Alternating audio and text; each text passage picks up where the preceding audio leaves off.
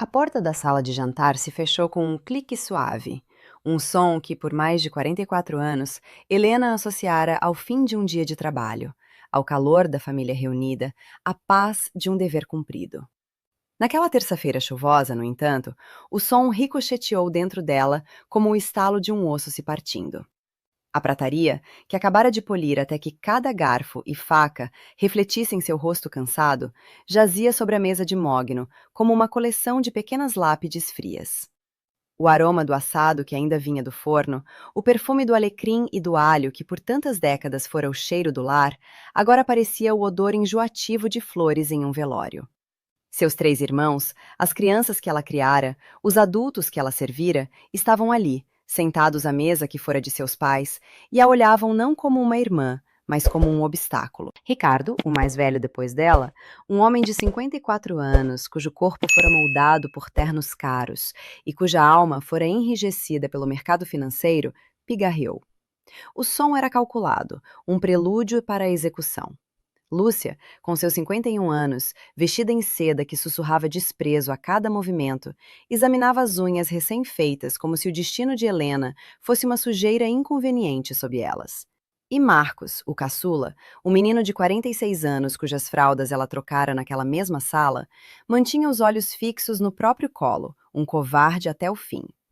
O que Helena ainda não sabia, enquanto seu coração começava a bater um ritmo surdo e apavorado contra as costelas, era que aquela não era uma conversa, era uma sentença. E ela, a juíza, a júri e a executora de sua própria vida dedicada aos outros, estava prestes a ser condenada ao exílio por aqueles que mais amou. O que aconteceu a seguir, ninguém, nem mesmo nos piores pesadelos de uma mãe de aluguel como ela, seria capaz de imaginar. Ricardo empurrou uma pasta de couro sobre a mesa polida.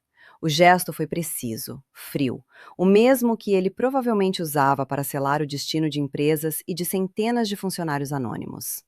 Helena, senta. Precisamos ser diretos, ele disse, e a ausência de qualquer preâmbulo, de qualquer pingo de gentileza, foi o primeiro golpe. Helena permaneceu de pé, suas mãos, marcadas por décadas de trabalho, segurando o pano de prato com que polira a última colher. Suas pernas, de repente, pareciam incapazes de sustentar o peso não apenas de seu corpo, mas da compreensão que começava a despontar em sua mente como uma erva daninha. Eu, Lúcia e Marcos decidimos vender a casa. A localização é excelente, o mercado imobiliário está aquecido, já temos um comprador. Cada palavra era uma pedra atirada contra a frágil vidraça de sua realidade. Vender a casa que fora o útero que a acolhera após a morte dos pais. O ninho onde ela chocara seus irmãos com o calor de sua própria juventude sacrificada. O chão sob seus pés, o mesmo assoalho de peroba que ela encerava de joelhos todo sábado, pareceu ondular. Vender? Sua voz saiu como um fio, um sopro de incredulidade. Mas esta é a nossa casa, é a minha casa. Eu vivi aqui a minha vida inteira. A última frase foi dita com a simplicidade de uma verdade absoluta, como quem diz que o céu é azul ou que o fogo queima. Lúcia soltou um riso anasalado, um som agudo e cortante que feriu os ouvidos de Helena mais do que um grito. Sua casa? Helena, não seja ingênua. A palavra ingênua foi pronunciada com um veneno lento, destilado ao longo de anos de ressentimento silencioso. A casa ficou no nome de nós três após o inventário. Você nunca teve participação legal. Você foi a zeladora. A palavra zeladora pairou no ar, pesada, obscena. Despia Helena, de 44 anos de amor incondicional, e a vestia com o uniforme cinza da servidão. Anos de noites em claro, ao lado de camas febris, de bolos de aniversário feitos com os melhores ingredientes que seu magro orçamento permitia, de conselhos dados, de lágrimas enxugadas, de futuros incentivados às custas do seu próprio, tudo isso era reduzido a um serviço, a uma função. Helena virou o rosto para Marcos, seu último bastião de esperança, o menino que ela ensinara a andar segurando em suas mãos naquele mesmo chão. Seus olhos suplicavam. Marcos, diga alguma coisa. Eu troquei suas fraldas nesta sala. Eu te ensinei a andar neste chão. Ele se encolheu, o homem de quase 50 anos, transformado em um garoto culpado. É uma decisão de negócios, Helena. O Ricardo sabe o que faz. A traição final não veio com a crueldade de Ricardo ou o desprezo de Lúcia, mas com a covardia de Marcos. Foi um golpe surdo, no plexo solar, que lhe roubou o ar. Ricardo, percebendo que a resistência fora aniquilada, deu o golpe de misericórdia. Ele empurrou um cheque na direção dela, um pequeno retângulo de papel que era a soma de toda a sua vida. Não vamos te deixar na rua, claro. Aqui estão R$ 200. Considere uma bonificação pelos seus serviços. Ele saboreou a palavra serviços, repetindo a humilhação de Lúcia, mas com a praticidade brutal de um contador. É mais do que qualquer empregada doméstica ganharia. Empregada. A palavra ecoou na sala de jantar, absorvida pelas cortinas de veludo que Helena costurara, pela madeira da mesa que ela protegera de arranhões, pela memória de cada refeição que ela servira com amor. Era isso que ela era. Uma empregada que trabalhara por mais de 4 décadas sem salário, sem férias, sem direitos. Você tem 24 horas para arrumar suas coisas. O novo proprietário quer o imóvel vazio. O prazo era a última pá de cal. Não havia tempo para processar, para lamentar, para entender. Havia apenas tempo para obedecer. Helena não respondeu. Não havia o que dizer. As palavras tinham perdido sentido. Ela se virou e, com a dignidade que ainda lhe restava, caminhou para fora da sala de jantar, suas pernas se movendo por pura memória muscular. Cada passo era um adeus. Adeus à escada, cujo corrimão ela conhecia de cor. Adeus ao cheiro de cera e de tempo que impregnava a casa. Adeus à única identidade que ela conhecera, a de guardiã daquele lar, a matriarca sem coroa da família Vargas. Subir as escadas foi como escalar uma montanha. Cada degrau pesava, cada um continha a memória de um tempo diferente. O degrau onde Marcos caíra e cortara o queixo. O degrau onde Lúcia sentara, chorando, após seu primeiro coração partido. O degrau onde Ricardo, adolescente, tropeçara com os pés grandes demais e ela rira, um riso leve que parecia pertencer a outra vida. Em seu quarto, o choque começou a ceder lugar a uma dormência fria. O quarto era simples, quase monástico. Uma cama de solteiro, um guarda-roupa de madeira escura, uma pequena penteadeira com a foto desbotada de seus pais no dia do casamento. Eles sorriam, jovens e cheios de esperança, ignorantes da tragédia que os aguardava e do fardo que sua filha mais velha carregaria. Helena olhou para a foto e pela primeira vez não sentiu saudade, mas uma pontada de ressentimento. Por que eles a deixaram? Por que a deixaram com aquela responsabilidade imensa que ela abraçara com a devoção cega da juventude e que agora a descartava como um bagaço inútil? Ela não chorou. A dor era um nó seco em sua garganta, grande demais para se dissolver em lágrimas. Abriu o guarda-roupa. Suas roupas eram poucas, práticas, gastas. Vestidos de chita, blusas de malha, um casaco de lã para o inverno. Roupas de quem vive para dentro, não para fora. Ela pegou uma mala de fibra, um presente de seu noivo de um tempo tão distante que parecia um sonho. O noivado que ela desmanchara porque não podia deixar os irmãos sozinhos. A mala estava gasta, as fivelas enferrujadas, mas era forte, como ela. Ela começou a arrumar suas coisas de forma mecânica. 2 mudas de roupa, um par de sapatos confortáveis, o casaco de lã. Seus poucos pertences não enchiam nem metade da mala. O vazio era um espelho de sua vida. Ela vivera naquela casa por mais de 60 anos, e tudo o que podia chamar de seu cabia em um canto de uma mala velha. Seus olhos pousaram na penteadeira. Ao lado da foto dos pais estava um pequeno cofre de madeira, onde guardava suas poucas joias, um par de brincos de pérola que fora de sua mãe e um anel fino de ouro que ganhara de sua avó. Ela os pegou e os colocou em um pequeno bolso interno da mala. Eram objetos de memória, não de valor. Então, seu olhar foi atraído para a gaveta de baixo. Ela a abriu. Lá dentro, envolto em um pano de prato alvíssimo, estava o caderno de receitas de sua avó. A capa de couro estava gasta, as páginas amareladas e manchadas de açúcar e de tempo. Ela o abriu. A caligrafia elegante de sua avó ensinava a fazer pães, bolos, compotas. E, no meio do caderno, ocupando 10 páginas inteiras, estava a receita da goiabada cascão. A receita secreta da família Vargas. Uma receita que exigia paciência, um tacho de cobre e um amor que Helena pensara ser a base de tudo.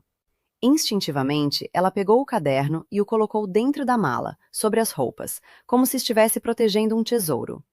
Era a única herança que lhe restava, não de bens, mas de saber. Um saber que seus irmãos, em sua arrogância moderna, sempre haviam desprezado como coisa de velha. Com a mala pronta, ela desceu as escadas pela última vez. A casa já parecia estranha, hostil. As sombras dos cantos pareciam mais escuras. O silêncio era pesado, acusador. Na sala, seus irmãos já não estavam. Provavelmente tinham saído para comemorar o negócio fechado, deixando para trás o rastro de sua crueldade. Ao passar pela porta da cozinha, seus olhos viram, encostado na parede, pronto para ser descartado com o lixo da manhã seguinte, o velho tacho de cobre. Era grande, pesado, a superfície interna manchada pelo uso, mas ainda com um brilho quente, teimoso. Fora de sua avó, depois de sua mãe e então dela. Nele, ela fizera a goiabada para cada festa de aniversário, para cada Natal, para cada pequeno consolo em um dia triste. Era mais do que um utensílio, era uma testemunha. Em um último ato de posse, um impulso de rebelião contra sua própria desapropriação, ela largou a mala por um instante, agarrou a alça do tacho com a mão direita e pegou a mala com a esquerda. O peso do cobre era familiar, reconfortante. Era o peso do trabalho, do ofício, da tradição. Saiu pela porta da frente, sem olhar para trás. A chuva fina e persistente começou a molhar seu cabelo grisalho, suas roupas simples. A nota de R$ 200, o cheque da bonificação, estava em seu bolso, um insulto amassado contra sua pele. Enquanto caminhava pela rua, afastando-se da única casa que conhecera, as luzes se apagaram às suas costas, uma a uma, como estrelas morrendo. Helena Vargas, aos 62 anos, com uma mala, um tacho de cobre e uma dor que não tinha nome, estava, pela primeira vez na vida, completamente sozinha e sem ter para onde ir. A noite engoliu a rua familiar, transformando as casas dos vizinhos em silhuetas desconhecidas. Cada passo na calçada molhada era um eco no vazio que se instalara em seu peito. O peso do tacho de cobre em sua mão direita e o da mala na esquerda eram um contraponto estranho. Um a puxava para o passado, para a tradição que lhe fora arrancada. O outro a empurrava para um futuro incerto e aterrorizante. A chuva não era forte, mas uma garoa insistente que se infiltrava em seu casaco de lã, gelando seus ossos. Ela não sabia para onde ir. A cidade, que sempre fora o pano de fundo de sua vida, agora se erguia à sua frente como um labirinto de ruas hostis e luzes indiferentes. Os carros passavam, espirrando água suja em suas pernas, seus motoristas anônimos e apressados, cada um indo para seu próprio lar, seu próprio refúgio. A palavra lar agora era uma ferida aberta em sua mente. Ela não tinha um lar. A casa de tijolos e memórias era agora apenas um imóvel, um ativo no portfólio de Ricardo. Ela caminhou por horas, sem rumo, seus pés doendo dentro dos sapatos velhos, suas mãos dormentes pelo peso que carregava. A nota de R$ 200 em seu bolso parecia queimar. Era o preço de sua vida. Menos do que Lúcia gastava em um par de sapatos. Menos do que Ricardo gastava em um jantar de negócios. A humilhação era um gosto amargo em sua boca, misturado ao frio da chuva. Seus pés, por um instinto que ela não compreendia, a levaram para os bairros mais antigos da cidade, para as ruas de paralelepípedos onde o progresso ainda não havia substituído a história por concreto e vidro. As luzes dos postes eram mais fracas ali, amareladas, lançando sombras longas e dançantes. Foi então que ela viu a placa, a pintura desbotada, mas as letras ainda legíveis. Pensão da Íris. Íris. O nome era um eco de um passado ainda mais distante, da infância de Helena, de um tempo antes do fardo. Íris era amiga de sua mãe, uma mulher de riso fácil e abraço apertado, que ela não via há décadas. Movida por um desespero que superava o orgulho, Helena subiu os 3 degraus da entrada e bateu na porta. Uma mulher de cabelos brancos e rosto sulcado por rugas que contavam histórias abriu a porta.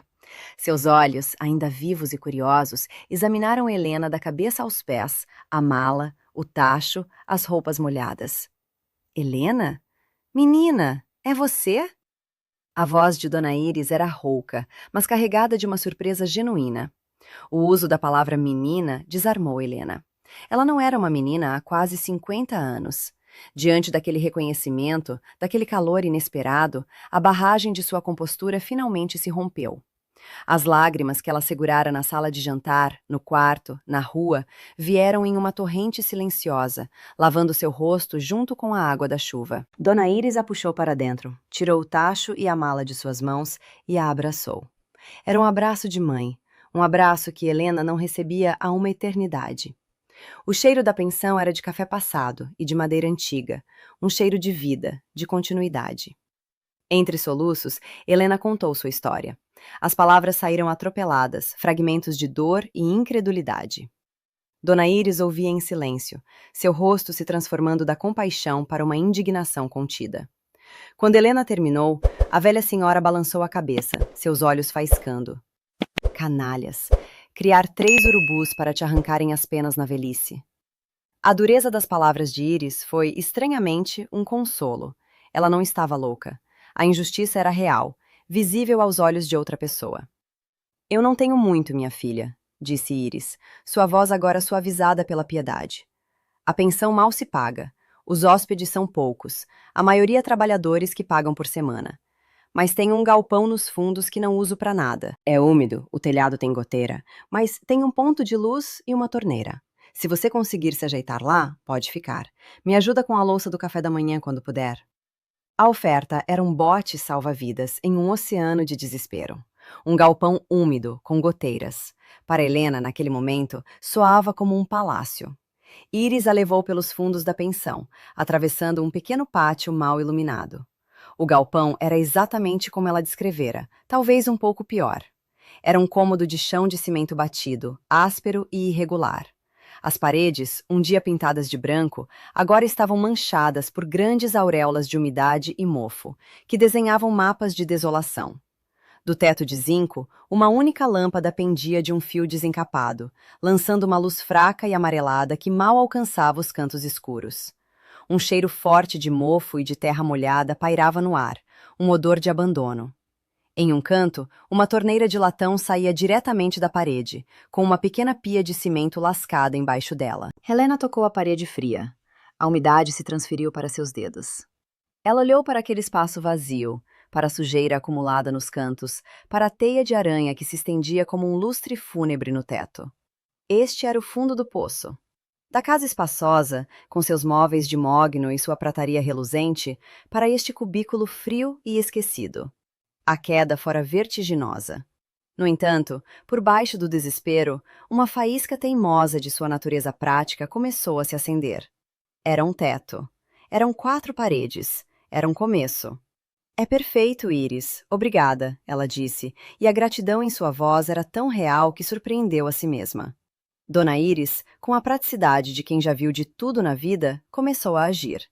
Vamos dar um jeito nisso. Ela voltou para a pensão e retornou com um colchão velho, o tecido manchado, mas a espuma ainda presente. Com a ajuda de um dos hóspedes, um homem forte e silencioso, elas o arrastaram para o galpão. Iris também trouxe um fogareiro de uma boca, enferrujado, mas funcional, e um pequeno botijão de gás. Para você fazer um chá quente, ela disse. Helena colocou sua mala em um canto e, no centro do galpão, como se fosse uma peça de arte em uma galeria vazia, ela depositou o tacho de cobre. Sob a luz fraca da lâmpada, o metal polido por suas mãos parecia uma peça de ouro, um sol em miniatura naquele universo de concreto e umidade. Era um objeto fora de lugar, um rei exilado em um casebre de camponês. Era um símbolo de tudo que ela perdera, mas também de tudo que ela ainda era. Ela era a mulher que sabia transformar fruta e açúcar em magia dentro daquele tacho. Era a guardiã de um saber que não podia ser vendido, nem roubado, nem tirado dela por uma assinatura em um papel. Naquela noite, Helena deitou-se no colchão velho, o corpo doendo, a alma em frangalhos, mas com o tacho de cobre à vista. O som da chuva no telhado de zinco não era mais assustador. Era uma canção de ninar para o primeiro dia de sua nova e terrível vida. Os primeiros dias no galpão foram um borrão de frio e silêncio. Durante o dia, Helena ajudava Dona Íris na cozinha da pensão, lavando pilhas de louça, esfregando panelas, sentindo o calor da cozinha como um breve alívio para a umidade que parecia ter se instalado em seus ossos. Ela trabalhava em silêncio, grata pela rotina, pelo cansaço físico que a impedia de pensar demais. À noite, voltava para o galpão. A solidão era uma presença física, um companheiro invisível sentado no escuro. Ela comia a comida que Íris lhe dava, sentada no colchão, e olhava para as paredes manchadas. As imagens da traição voltavam em ondas. O riso de Lúcia, a frieza de Ricardo, a covardia de Marcos. A dor era uma brasa viva em seu peito. Ela pegou os R$ 200 do bolso, alisou a nota amassada, o cheque. Ainda não o descontara. Era o símbolo de sua humilhação. Ela decidiu que não o usaria.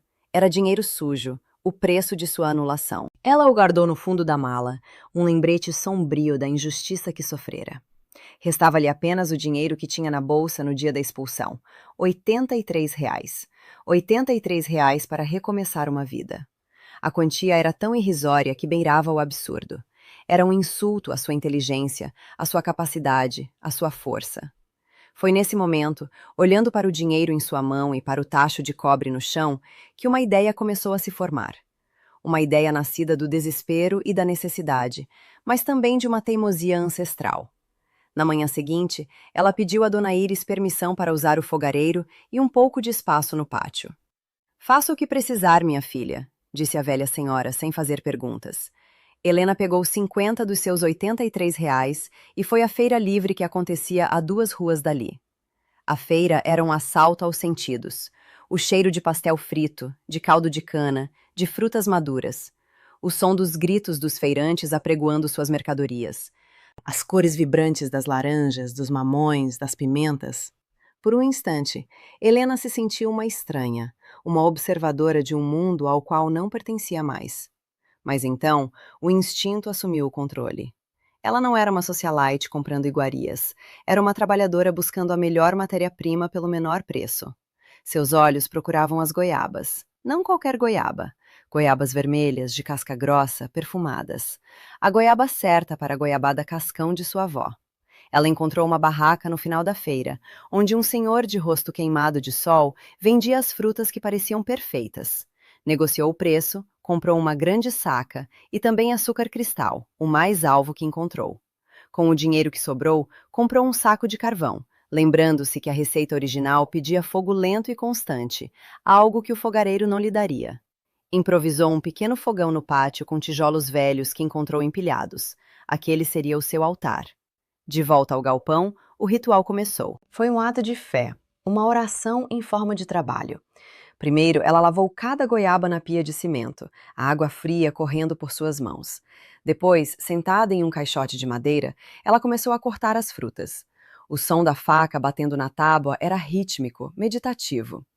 Ela separava a polpa das sementes com a paciência de um monge, um trabalho que muitos considerariam tedioso, mas que para ela era um reencontro consigo mesma. Enquanto trabalhava, as memórias vinham, mas desta vez não eram as da traição.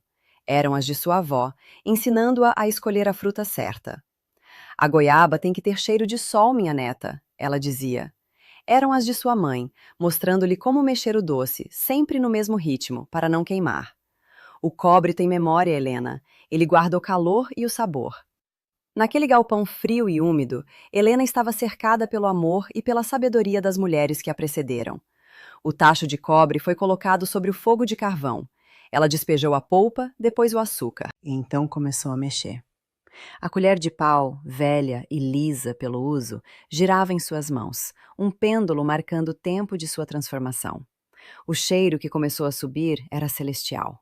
Primeiro, o aroma cítrico da goiaba fresca. Depois, o perfume adocicado do açúcar caramelizando. Logo, uma nuvem espessa e perfumada preencheu o galpão. Uma fragrância tão poderosa que parecia expulsar o cheiro de mofo e de abandono. Era o cheiro da esperança. Ela mexeu por horas. O sol da tarde entrou por uma fresta no telhado, iluminando o vapor que subia do tacho como uma oferenda. O suor escorria por sua testa, misturando-se à fuligem do carvão. Seus músculos doíam, mas ela não parou. A cor da mistura mudava lentamente, de um rosa pálido para um laranja vibrante, e depois para um rubi profundo, quase translúcido. Era o ponto.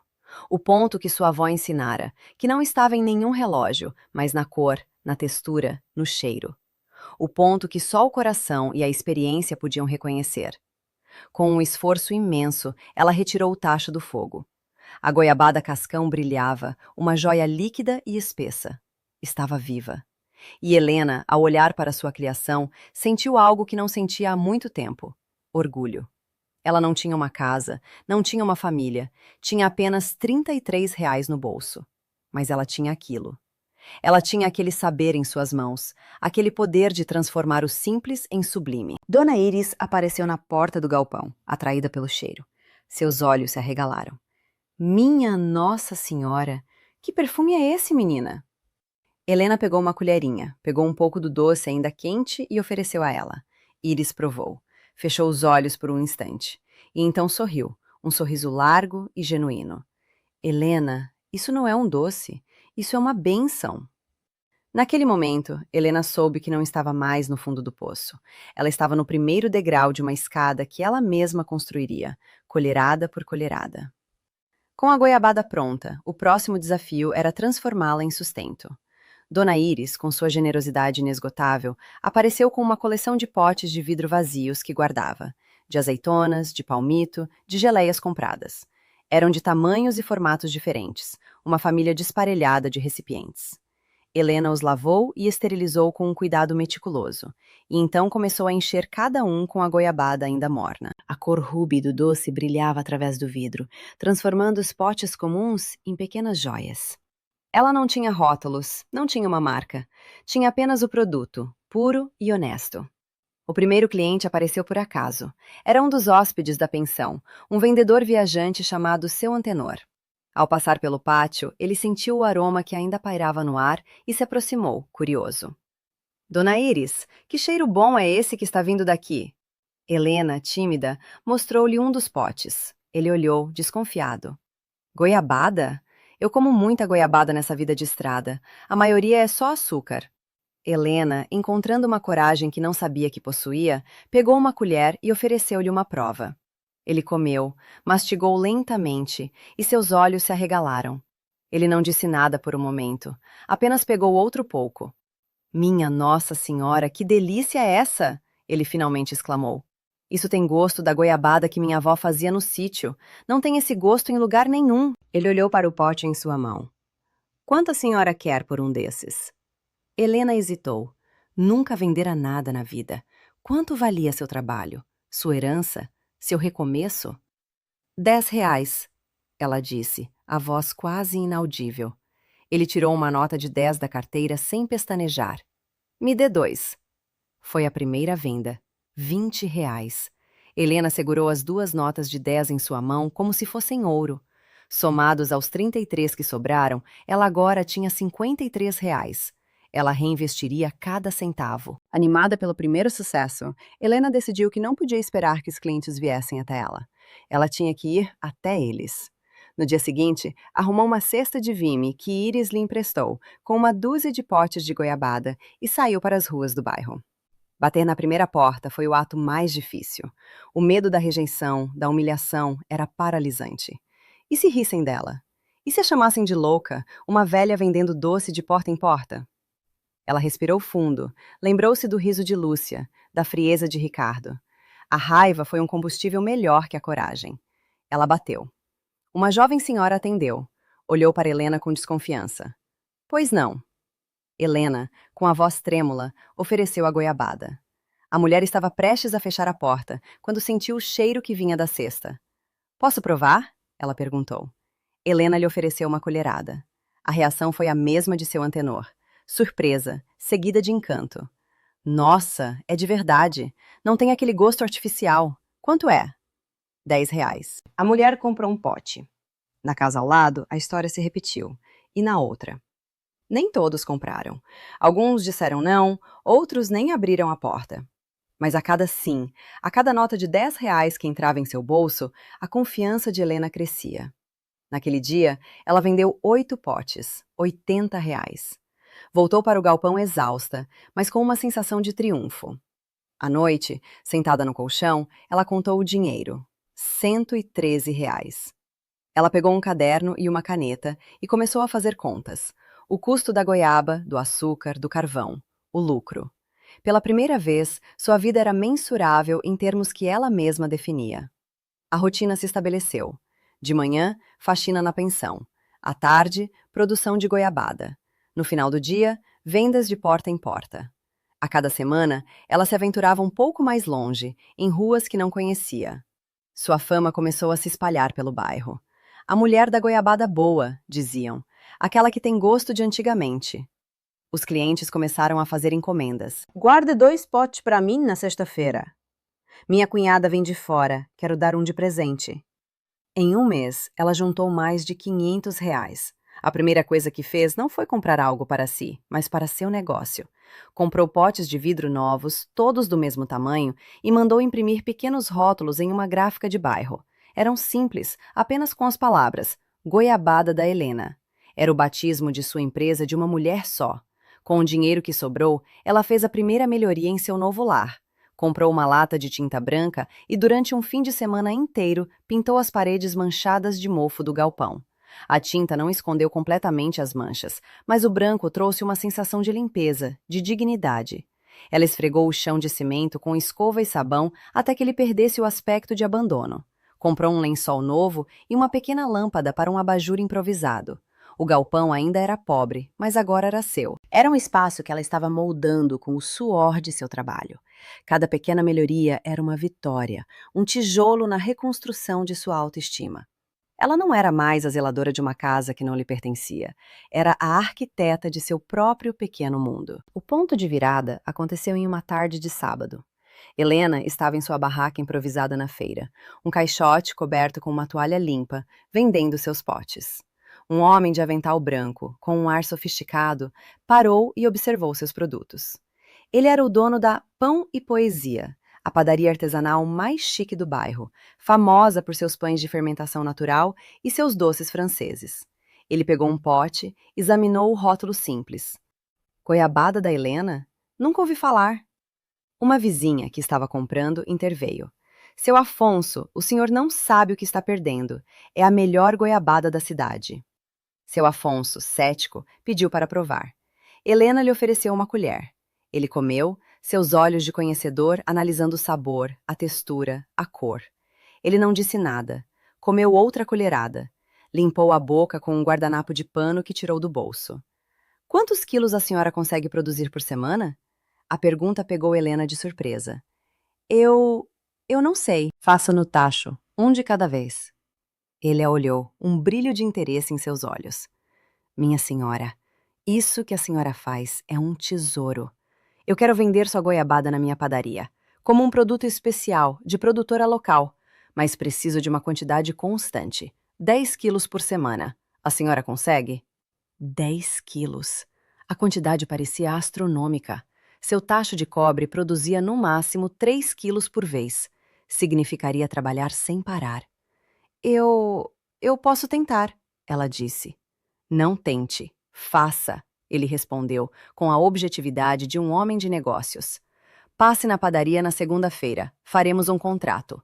Ele se foi, deixando Helena atônita, o coração batendo forte. Um contrato, uma padaria de verdade.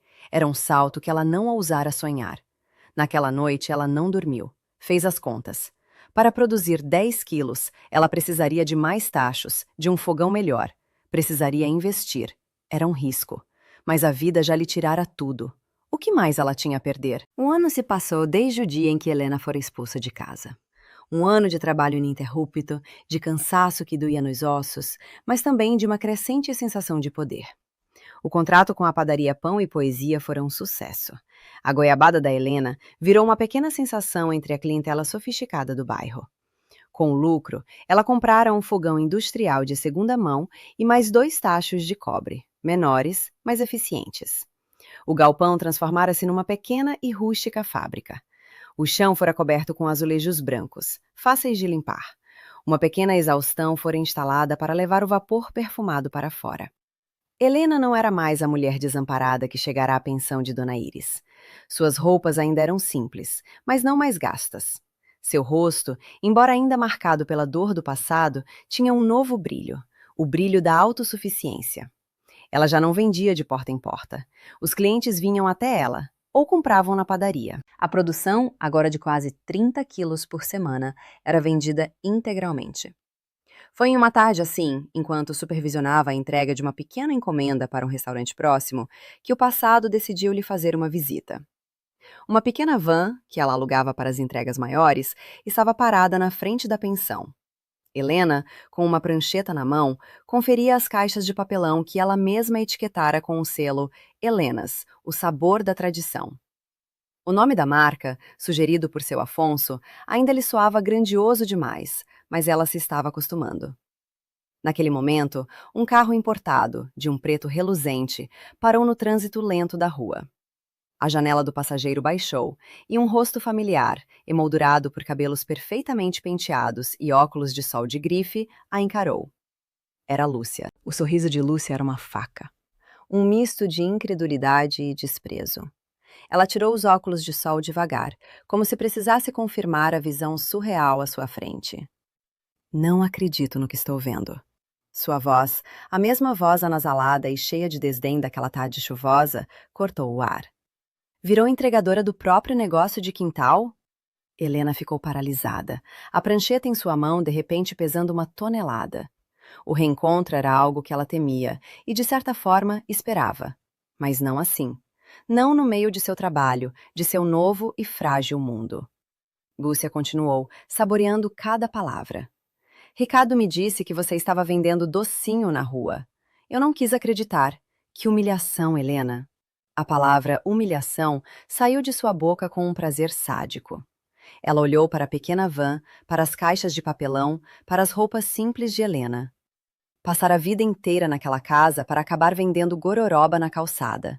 Isso não é empreendedorismo, é mendicância gourmet. O riso que se seguiu foi agudo, cruel, um som que atraiu os olhares de alguns pedestres. O trânsito andou. Lúcia colocou os óculos de volta, um gesto de descarte final, e o carro acelerou, deixando Helena para trás, imóvel, no meio da calçada. A humilhação era um fogo subindo por seu rosto. As palavras de Lúcia eram como pedras, cada uma encontrando um alvo, reabrindo feridas que Helena pensava estarem cicatrizando. Negócio de quintal, docinho, gororoba, mendicância gourmet. Ela sentiu o olhar do motorista da van sobre si, sentiu a piedade nos olhos de uma vizinha que varria a calçada.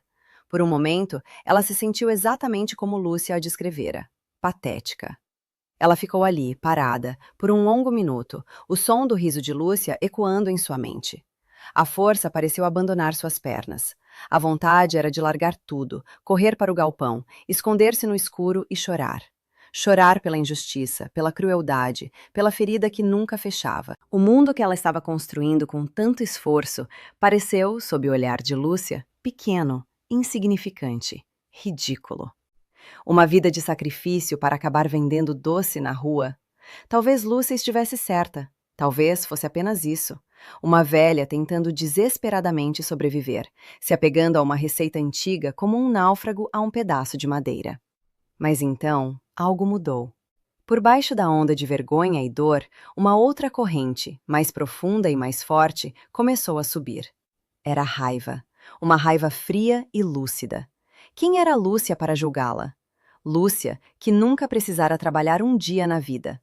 Lúcia, que vivia do dinheiro do marido, gastando em futilidades o que Helena suava para ganhar em um mês. Quem era ela para chamar seu trabalho honesto de mendicância? Helena olhou para suas próprias mãos, segurando a prancheta. Mãos calejadas, unhas curtas, mas eram mãos que produziam, que criavam, que transformavam, mãos que construíam. Enquanto as de Lúcia, com suas unhas de seda, apenas consumiam. Ela olhou para a van, para as caixas com seu nome. Era pequeno, sim. Era um negócio de quintal, sim. Mas era dela. Ninguém lhe dera. Ninguém podia lhe tomar. Uma nova chama se acendeu em seus olhos. Uma determinação forjada no fogo da humilhação. Ela não iria chorar. Não iria se esconder. Ela iria crescer. Ela iria construir algo tão grande, tão sólido, que o desprezo de Lúcia se tornaria um sussurro insignificante ao vento. Ela respirou fundo, ajeitou os ombros e, com a voz firme, disse ao motorista da van: "Vamos, ainda temos mais uma entrega." E, enquanto se afastava, sussurrou para si mesma uma promessa, um juramento. "Vocês ainda vão ver." A humilhação infligida por Lúcia não quebrou Helena. Pelo contrário, tornou-a mais forte, mais focada. A memória daquele riso cruel tornou-se o combustível que a acordava mais cedo e a fazia trabalhar até mais tarde. Ela não queria mais apenas sobreviver, queria prosperar. Queria construir um império, não por vingança, mas por autoafirmação.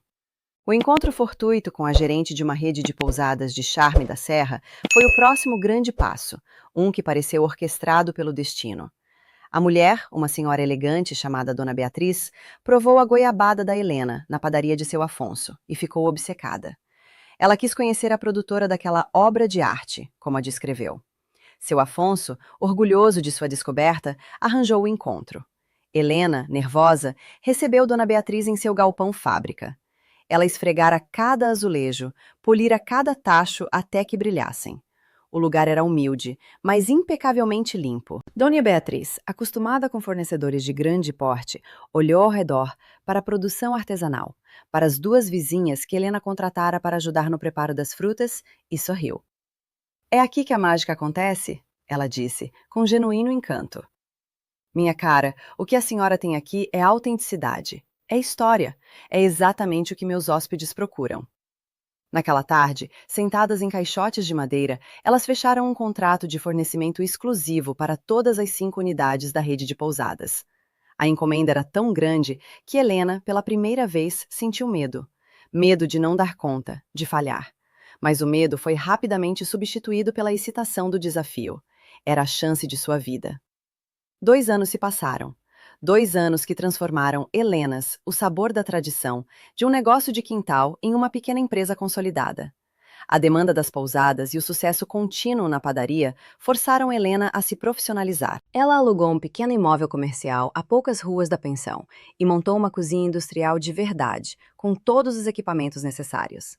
Registrou a empresa, obteve todas as licenças sanitárias e contratou formalmente mais 8 funcionários, a maioria mulheres do bairro, mães de família que, como ela um dia, precisavam de uma oportunidade. Helena tornou-se uma empresária. Aprendeu a lidar com planilhas, fornecedores, impostos. Sua vida mudou completamente. Ela se mudou do galpão para um pequeno e confortável apartamento acima de sua nova fábrica. Tinha uma cama de verdade, um chuveiro quente, uma cozinha onde podia preparar suas próprias refeições sem o cheiro de mofo. Ela comprou roupas novas, vestidos de cores discretas, mas de bom corte, sapatos confortáveis, um casaco quente para o inverno. Não havia luxo, mas havia dignidade. E, o mais importante, ela conseguiu guardar uma quantia significativa de dinheiro. A mulher que fora jogada na rua com R$ 200 agora tinha uma conta bancária em seu nome, uma conta que crescia a cada mês com o fruto de seu trabalho. Aos 65 anos, Helena estava pela primeira vez no controle de seu próprio destino. O passado ainda doía, mas era uma dor distante, a memória de uma cicatriz, não uma ferida aberta. A vida parecia ter encontrado um ritmo de paz e prosperidade, quando, em uma manhã de segunda-feira, Dona Iris apareceu na porta da fábrica. A velha amiga, sempre tão forte e resiliente, estava aos prantos. Seu rosto, geralmente tão expressivo, era uma máscara de desespero. "Helena, ele vai me pôr na rua."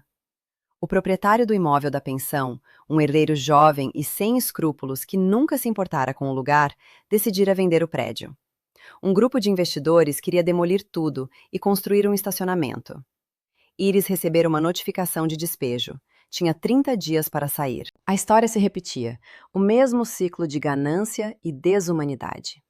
Ver o sofrimento de Iris, a mulher que lhe estendera a mão quando ela não tinha nada, foi como um soco no estômago de Helena. Ela sentiu a mesma angústia, a mesma sensação de impotência que experimentara anos antes. Mas havia uma diferença fundamental. Agora, ela não era mais impotente. Ela tinha recursos, tinha poder. "Acalme-se, Iris", Helena disse, abraçando a amiga. "Ninguém vai te tirar da sua casa. Eu não vou deixar." Naquele momento, uma nova resolução tomou conta dela. Uma resolução que ia além de seu próprio sucesso, que se estendia a proteger aqueles que amava. Sem hesitar, ela pegou o telefone e ligou para o número do advogado que a ajudara a registrar a empresa. "Doutor, preciso que o senhor descubra quem é o proprietário do imóvel da pensão da Iris e marque uma reunião. Eu quero fazer uma oferta." A negociação foi rápida. O herdeiro só se importava com o dinheiro. Quando o advogado de Helena apresentou uma oferta para comprar não apenas o prédio da pensão, mas também o pequeno terreno abandonado ao lado, ele aceitou na hora, feliz por se livrar do que considerava um elefante branco. A cena culminante aconteceu uma semana depois, no cartório. Helena, vestida com um tailleur de linho bege, sentou-se à mesa, o advogado ao seu lado. Do outro lado, o jovem herdeiro, impaciente. O oficial do cartório leu os termos da escritura. Helena ouvia cada palavra, o coração batendo forte. O documento a declarava única e legítima proprietária do imóvel. Aquelas palavras, única e legítima proprietária, eram uma música para seus ouvidos. Ela, que fora chamada de zeladora, que não tinha participação legal, agora estava comprando, à vista, com seu próprio dinheiro, um pedaço da cidade. Quando o oficial lhe passou o documento e uma caneta tinteiro, suas mãos tremeram um pouco. Ela olhou para o local da assinatura. Helena Vargas. Seu nome. Sua identidade. Com a mão firme, ela assinou. A assinatura era a mesma de sempre, mas o peso por trás dela era o de uma vida inteira de luta, de resiliência e, finalmente, de vitória. Ela era uma proprietária. Ninguém nunca mais poderia expulsá-la de lugar nenhum. Ela entregou uma cópia da chave para Dona Iris, que a observava com os olhos cheios de lágrimas de gratidão. Esta é a sua casa agora, Iris, para sempre, sem que ninguém nunca mais possa te tirar daqui. Com a propriedade em seu nome, Helena não perdeu tempo. Seu espírito empreendedor, agora totalmente desperto, viu uma oportunidade onde outros viam decadência. Ela decidiu transformar o local.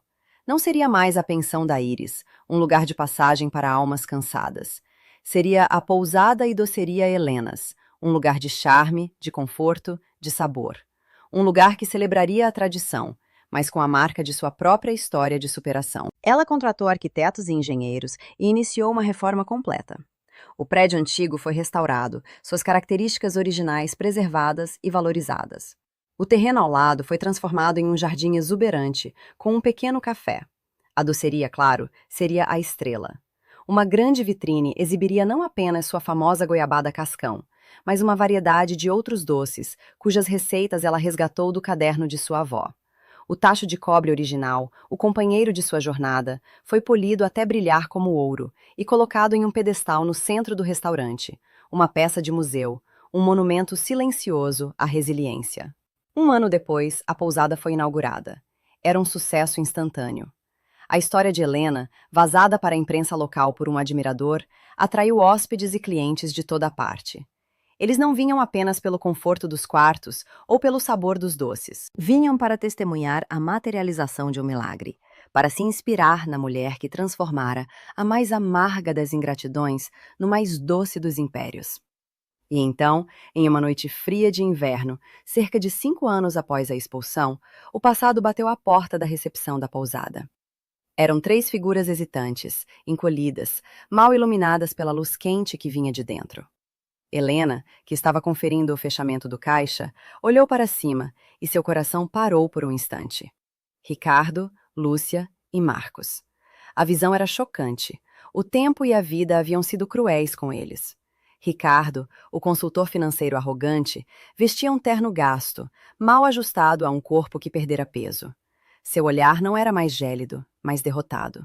Sua consultoria falira espetacularmente após um escândalo de fraude, e ele perdera tudo. Lúcia, a socialite desdenhosa, estava sem suas joias, sem sua seda. Seu rosto, antes impecável, estava abatido, marcado pelo choro. O marido a trocara por uma mulher mais jovem e a deixara sem nada no divórcio. E Marcos, o covarde, parecia a sombra de si mesmo, mais magro, os ombros curvados, um olhar de depressão profunda nos olhos. Eles eram as ruínas de si mesmos. Ricardo, tomando a frente, aproximou-se do balcão, a voz embargada. Helena, soubemos do seu sucesso. Nós não temos para onde ir. A confissão era o eco sombrio da situação de Helena anos antes. Eu cometi erros terríveis. Pensei que o dinheiro era tudo. Lúcia, desabando em lágrimas, completou. Me perdoa, irmã. Eu fui uma tola, uma pessoa horrível. Helena os observou por um longo momento. O silêncio na recepção era absoluto, quebrado apenas pelos soluços de Lúcia. Dentro de si, Helena não sentiu o triunfo da vingança que talvez um dia tivesse imaginado. Não sentiu ódio, não sentiu nem mesmo pena. O que sentiu foi uma paz profunda, a paz de quem está em um porto seguro, olhando a tempestade que destruiu outros navios ao longe. A mágoa, a dor que eles lhe causaram, pertenciam a outra pessoa, a uma Helena que já não existia. Ela, a mulher à sua frente, era uma fortaleza construída sobre as ruínas daquela dor. Ela se virou para uma de suas funcionárias. Por favor, prepare uma mesa para 3 no restaurante. Sirva-lhes a sopa do dia, pão fresco e uma porção generosa de goiabada. A funcionária obedeceu, perplexa. Os 3 irmãos a seguiram, como ovelhas, e sentaram-se à mesa. Eles comeram com a fome de quem não fazia uma refeição decente há muito tempo. Enquanto comiam, Helena se aproximou. Sua presença era imponente, serena. O que eu construí, ela disse, a voz firme, mas sem raiva, eu construí com isto. Ela apontou para suas próprias mãos, agora descansadas sobre o linho do vestido, e depois para o coração. Algo que o dinheiro não compra e a ganância não pode tomar. Ela olhou para cada um deles. O caminho do perdão é longo e precisa ser trilhado com arrependimento verdadeiro. Podem terminar o jantar. Ela fez uma pausa e concluiu, com uma praticidade que era sua marca registrada, mas que agora soava como um veredito final. A pousada está lotada esta noite, mas posso indicar um abrigo na cidade. Com isso, ela se virou e se afastou, voltando para seus afazeres. Ela não os expulsou na noite fria. Ela os alimentou, mas não os acolheu. A justiça poética não estava em humilhá-los, mas em mostrar-lhes, com a mais calma e inabalável dignidade, que seu mundo, seu império de sabor e trabalho, agora girava em uma órbita muito além do alcance da mágoa que eles um dia lhe causaram.